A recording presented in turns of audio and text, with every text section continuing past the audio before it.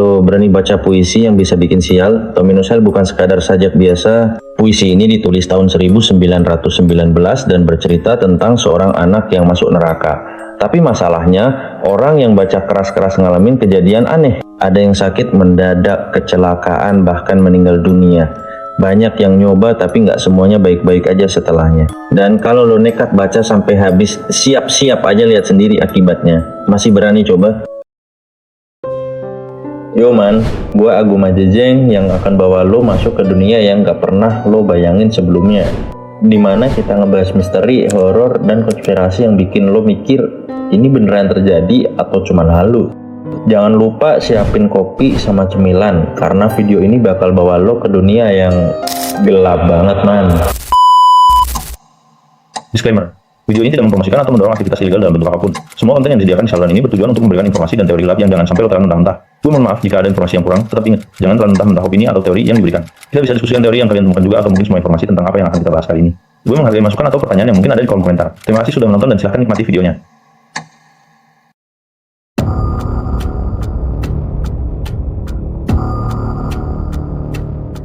Lo pikir Chucky itu boneka paling serem? Salah. Sebelum dia ada boneka Robert dan kisahnya lebih mengerikan. Tahun 1906, seorang anak bernama Robert Eugene Otto dapat boneka dari pembantunya. Gak lama setelah itu, kejadian aneh mulai terjadi. Barang-barang pindah sendiri, suara tawa kecil terdengar di malam hari. Dan Robert sering ketakutan bilang bonekanya ngomong sendiri. Boneka ini sekarang disimpan di museum di Florida. Dan katanya kalau lo foto tanpa izin, hal buruk bakal kejadian. Berani coba? Silakan lihat sendiri boneka Robert. Kalau lo siap nerima kutukannya.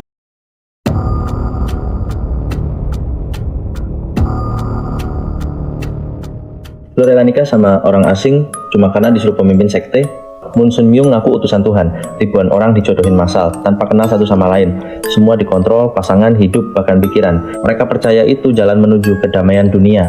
Cuci otak terselubung, cinta nggak ada, yang ada patuh atau dikucilkan.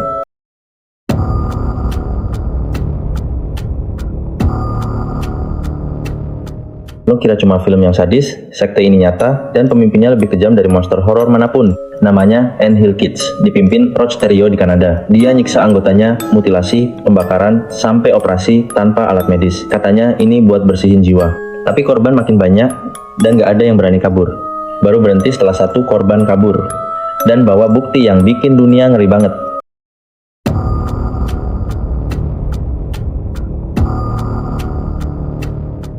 Kalau lu disuruh puasa biar masuk surga, lu bakal nurut. Sekte ini nyuruh anggotanya puasa sampai mati. Alasannya, katanya dunia bakal kiamat dan cuma mereka yang suci yang selamat. Mayat ditemukan di hutan dengan bentuk badan kurus, dikubur massal dan terus bertambah tiap hari. Lebih dari 400 jenazah ditemukan, semua demi masuk surga palsu.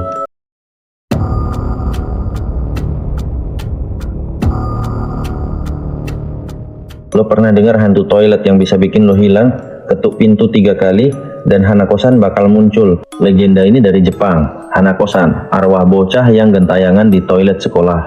Ritualnya simple. Masuk ke bilik ketiga, ketuk 3 kali lalu tanya, "Hanakosan, apa kamu di sana?" Kalau ada suara lirih menjawab iya, lo dalam bahaya. Pintu bisa terkunci sendiri, suara cekikikan muncul, bahkan ada bayangan kecil di cermin. Dan kalau lo nekat buka pintunya, Hanakosan bisa narik lo ke dunianya. Masih berani coba?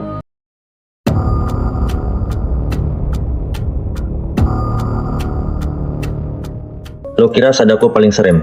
Tunggu sampai lo kenal Kukisake Onna, wanita bermasker dengan mulut robek lebar. Dia bakal nanya, "Gue cantik." Jawaban lo salah, tamat riwayat. Ada juga teke-teke, arwah tanpa tubuh yang lari secepat kilat buat nebas korbannya. Dan jangan lupa Rokurokubi, wanita biasa di siang hari, tapi lehernya bisa melar panjang nyari mangsa di malam hari. Bayangin kalau dia ada di belakang lo sekarang.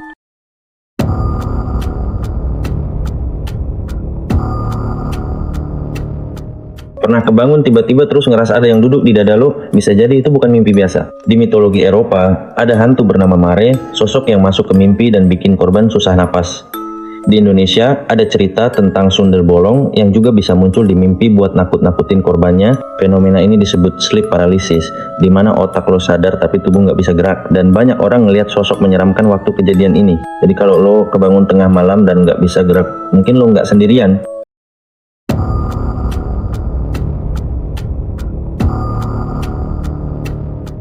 Lo pernah main peta umpet sama hantu? Hitori Kakurenbo bukan mainan biasa. Lo isi boneka dengan kuku dan beras, jahit pakai benang merah, lalu panggil dia. Banyak yang ngalamin kejadian aneh. Suara langkah, TV nyala sendiri, bahkan boneka yang tiba-tiba hilang. Ritual ini dipercaya buka jalan buat arwah masuk ke dunia kita. Dan kalau lo lupa nutup ritualnya, boneka itu bakal terus nyari lo. Masih berani coba?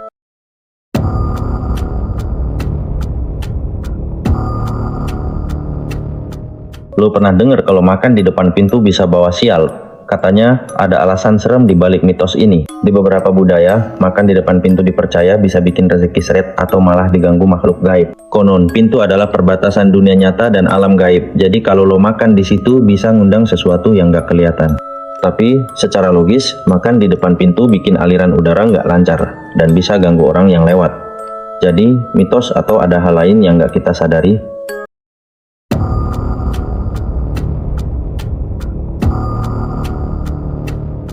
Lo tau nggak, ada nama yang nggak boleh lo sebut di hutan? Katanya kalau lo panggil, sesuatu bakal datang. Di banyak daerah, ada mitos kalau nyebut nama tertentu di hutan bisa bikin lo disasarin, atau lebih parah, hilang tanpa jejak. Di Indonesia, ada cerita soal nama yang kalau disebut bisa bikin makhluk gaib muncul dan ngikutin lo pulang. Tapi secara psikologis, bisa aja ini efek sugesti yang bikin lo makin parno dan ngerasa diawasin. Tapi anehnya, banyak kejadian di mana orang beneran hilang setelah nyebut nama terlarang. Berani coba? Coba panggil satu nama di hutan, kalau lo nggak takut sesuatu jawab.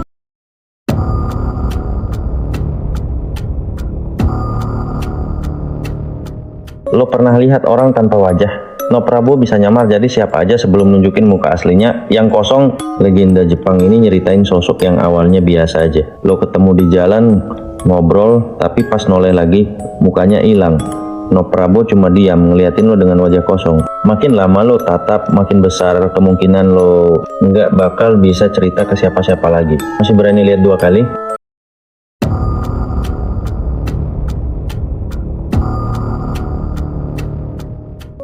Lo pernah dengar kalau tidur dengan kaki menghadap pintu bisa narik energi negatif?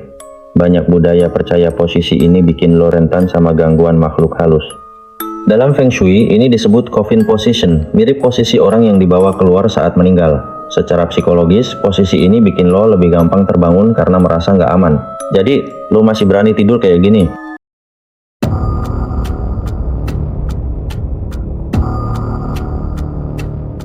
Lo pernah dengar kalau menyisir rambut tengah malam bisa manggil hantu? Katanya ada sosok yang bakal ngeliatin lo dari belakang. Di beberapa budaya, menyisir rambut tengah malam dianggap bisa buka portal dunia lain.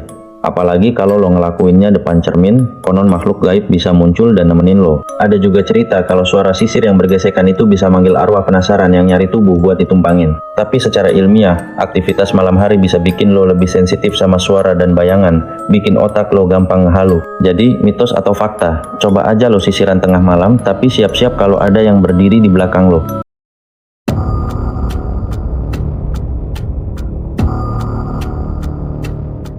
Lo pernah lihat kepala manusia terbang sendirian? Nukekubi bukan cuma legenda dia berburu di malam hari. Siang hari, dia kelihatan kayak manusia biasa. Tapi pas tidur, kepalanya copot dan terbang nyari mangsa. Dia ngisap darah, ninggalin bekas gigitan yang bikin korban lemah. Kalau lo denger suara bisikan tengah malam, bisa jadi itu Nukekubi yang lagi ngintai lo. Pastiin gak ada kepala terbang di sekitar lo sebelum tidur.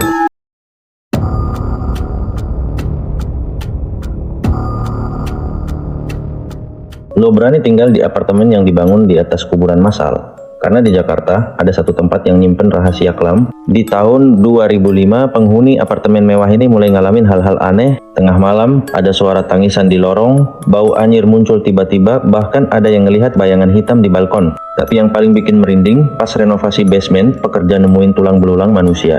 Setelah diselidiki, ternyata apartemen ini berdiri di atas bekas kuburan massal dari zaman penjajahan. Sejak itu, makin banyak kejadian aneh di sana. Masih berani ngekos di apartemen random?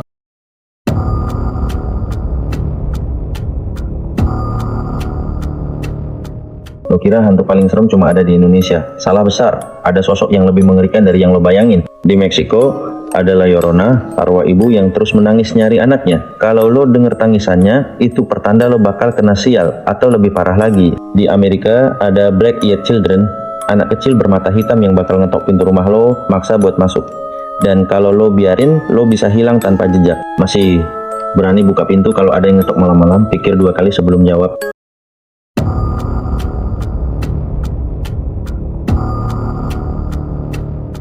Lo pernah dengar sekte yang bikin 700 orang tewas dalam satu malam? Di Uganda tahun 2000, sekte ini percaya kiamat bakal datang. Tapi saat ramalan meleset, mereka ngunci diri di gereja dan boom! Ledakan besar bakar habis semuanya. Polisi nemuin ratusan mayat tersebar di berbagai lokasi. Pemimpinnya hilang tanpa jejak. Sampai sekarang, tragedi ini masih jadi misteri terbesar di Afrika.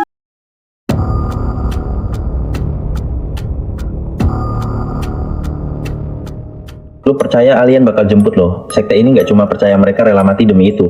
1997, Heaven's Gate yakin ada pesawat alien di balik komet Hale-Bopp. Pemimpinnya Marshall Applewhite bilang, tinggalkan tubuh lo masuk ke level berikutnya. 39 orang minum racun bareng-bareng, pakai baju seragam, dan tidur tenang. Nunggu dijemput, tapi yang datang bukan alien, cuma ambulans dan kantong jenazah. Pesan terakhir mereka, kami pergi ke rumah asal kami.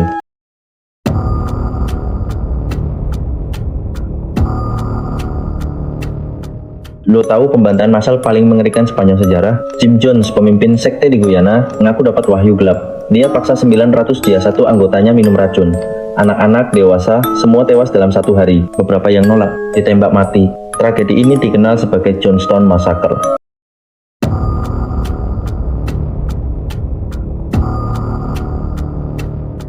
Lo pernah dengar pemimpin sekte yang disembah kayak Tuhan? Rod Stereo, pemimpin Hill Kids di Kanada, ngaku sebagai Mesias. Dia siksa pengikutnya, bahkan mutilasi atas nama keselamatan jiwa. Beberapa pengikutnya rela lakukan apapun demi dia. Akhirnya, dia ditangkap dan dipenjara seumur hidup.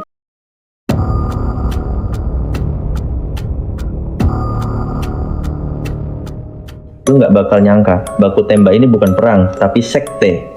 David Koresh ngaku nabi dan kumpulin senjata. FBI dateng, 51 hari pengepungan dimulai. Tapi yang bikin ngeri, gedung sektenya tiba-tiba terbakar pas negosiasi. Banyak yang kejebak, api membesar, dan jeritan makin kenceng. 81 orang tewas, termasuk anak-anak. Semuanya demi nabi palsu.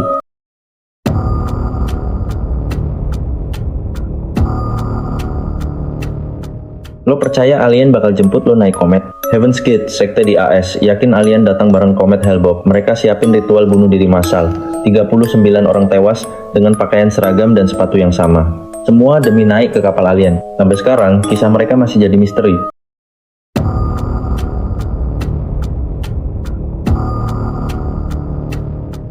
Lo percaya ada sekte yang ngorbanin bayi demi kebangkitan spiritual? Order of the Solar Temple, sekte rahasia di Swiss dan Kanada. Mereka ngaku bisa transit ke bintang Sirius. Tahun 1994, 74 anggota ditemukan tewas dalam formasi simbolik. Beberapa dibunuh, lainnya bunuh diri. Pemimpinnya ikut tewas dalam ritual itu. Sampai sekarang, motif sebenarnya masih jadi teka-teki.